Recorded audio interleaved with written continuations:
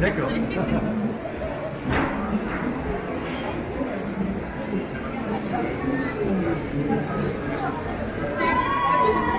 L'organe d'un événement à 200 personnes, bien sûr, on est bien sûr en 2007, présidentielle où on essayait d'attirer l'attention sur ces questions-là et c'était systématiquement parler des petites fleurs et des oiseaux, quoi. Et du coup, c'était pas important par rapport au reste. Or, c'est documenté et c'est vrai que le climat, je sais qu'il y a un livre, je crois de Guillaume Saint-Denis qui s'intitule comme ça, le climat qui cache la forêt de la biodiversité. Et c'est vraiment ça le souci, c'est qu'aujourd'hui on ne fait pas le lien et le dernier rapport du GIEC le rappelle.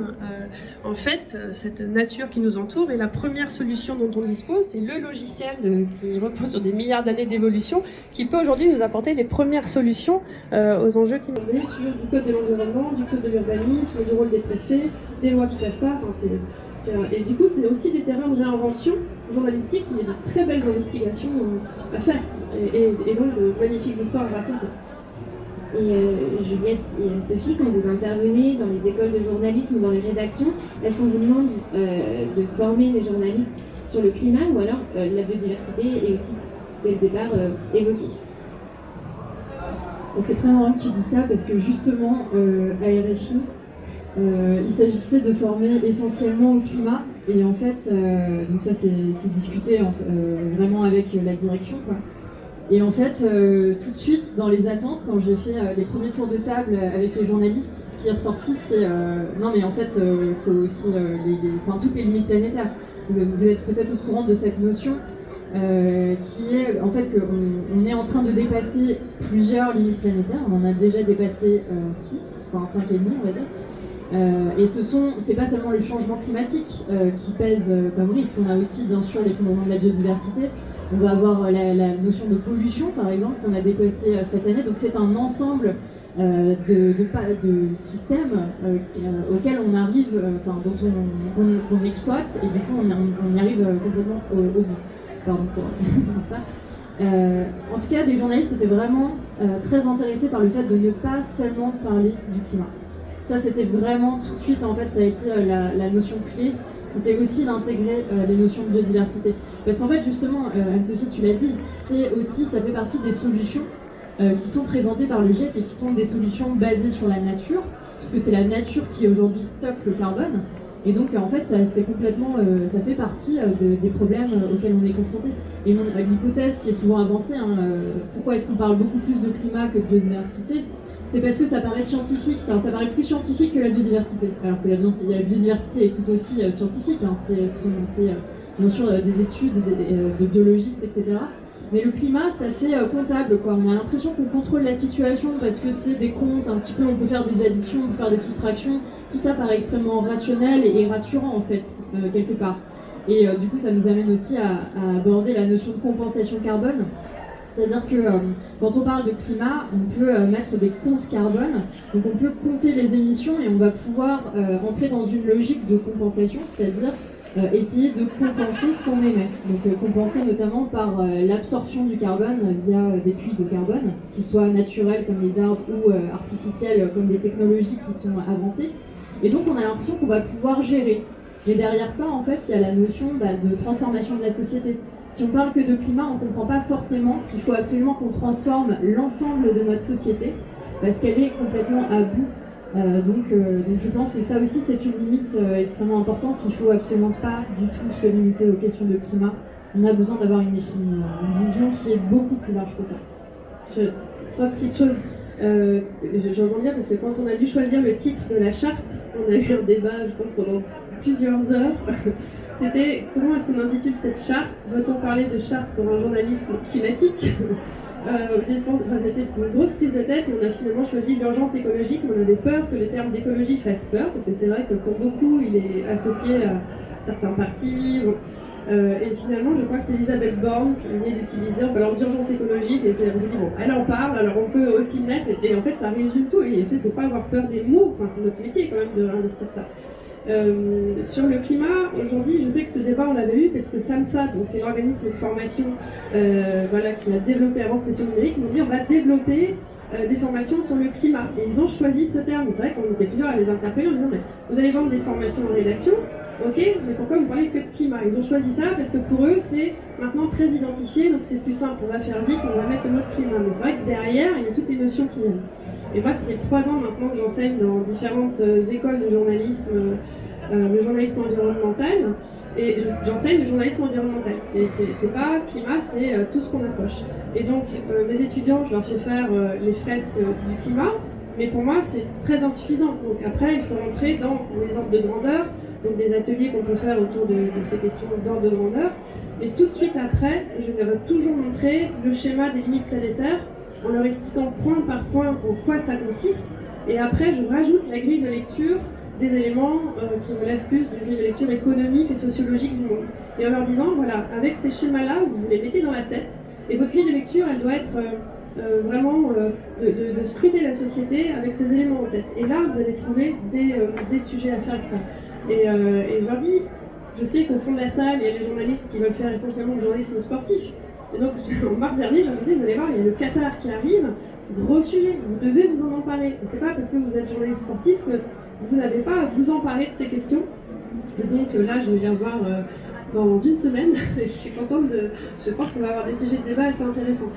Mais quand on prend par exemple le blocage des routes par dernière rénovation, et justement quel est le lien entre un blocage de route et la revendication de la rénovation thermique, en fait il n'y en a pas, ou en tout cas le lien n'est pas évident, et je pense que, on dirait que les médias ne cherchent pas tellement à savoir, à comprendre quelles sont les revendications de ces groupes, qu'à montrer l'action coup de poing d'une façon un peu impactante. Et je voulais savoir, est-ce que vous traitez de cette question dans les formations que vous faites dans les écoles, comment vous percevez cette couverture?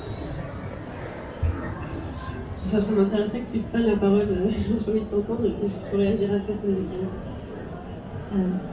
Je pense que ça dépend de qui fait l'édition à ce moment-là. Il n'y a pas une seule réponse à votre question. Au moment où il y a eu dernière rénovation, quand c'était à Roland-Garros, il y a eu une image qui a été montrée sans vraiment d'explication derrière.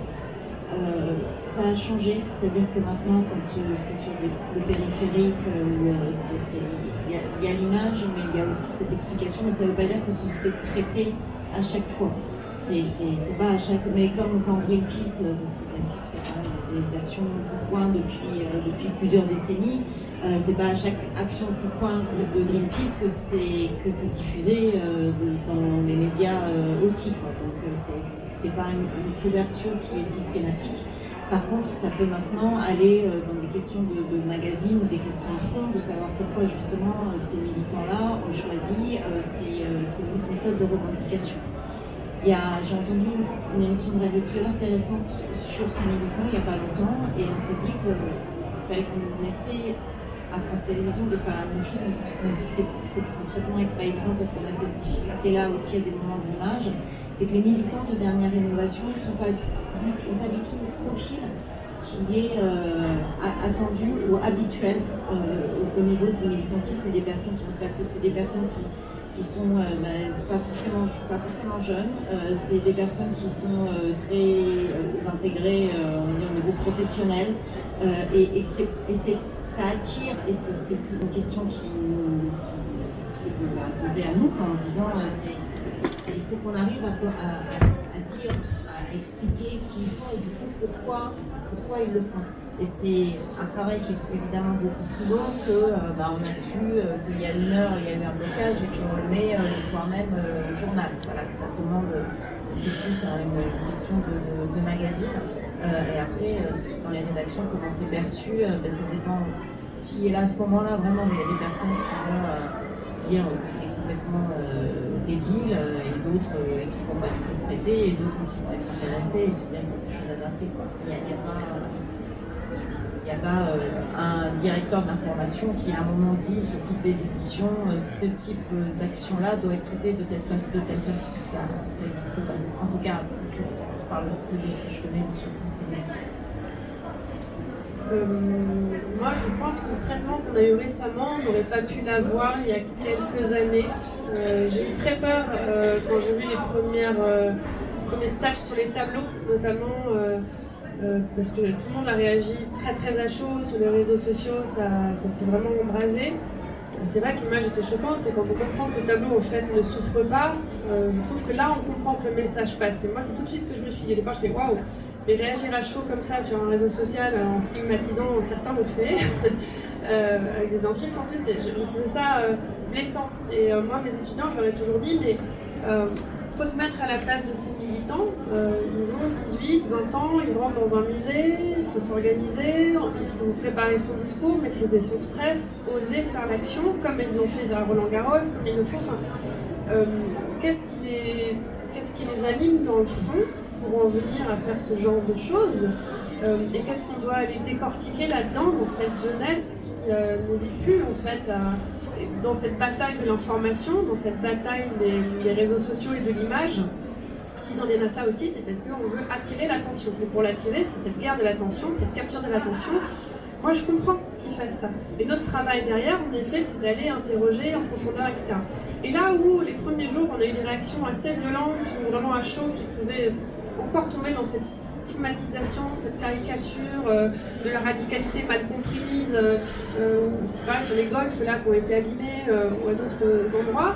Je me suis dit là on a vu une série de reportages en effet, je sais que beaucoup France Inter, donc c'est pas que, mais France Culture l'a fait aussi et d'autres, mais où ils ont été en Angleterre dans des formations militants, ils ont été ensuite interroger certains militants pour comprendre un peu plus et puis essayer de donner la parole et puis après je pense qu'il faut aussi toujours prendre le parti de l'histoire et se dire que finalement, leur action s'inscrit dans un sillage de 50 ans de sensibilisation, de mouvements d'action non violente qui en fait s'inscrivent philosophiquement dans une forme de désobéissance qui justement s'interdit de faire des dégâts sur les personnes, mais voilà, les faucheurs volontaires c'était ça, et après on sait que ça peut rentrer dans un processus juridique qui permet aussi de faire une caisse de résonance médiatique. Donc c'est de bonne guerre, j'ai envie de dire. Mais ça, il faut savoir l'expliquer sans prendre parti quand on est journaliste. Mais donner et peut-être prendre ce recul, moi, me paraît utile. Et je crois que c'est notre rôle aussi de prendre ce temps-là et de l'analyser avec toute cette force-là. Et donc c'est ce que je conseille aussi à mes étudiants, parce qu'on a besoin de nuancer ça, on a besoin d'aller contre les discours rapides. Bon, on parlait de désinformation pour débuter la table ronde. Il y a des réseaux très organisés, avec des journalistes qui appartiennent à certaines publications que j'évoquais tout à l'heure, qui sont très proches de lobbies industriels liés à l'industrie fossile ou autre, qui aujourd'hui orchestrent aussi des querelles médiatiques.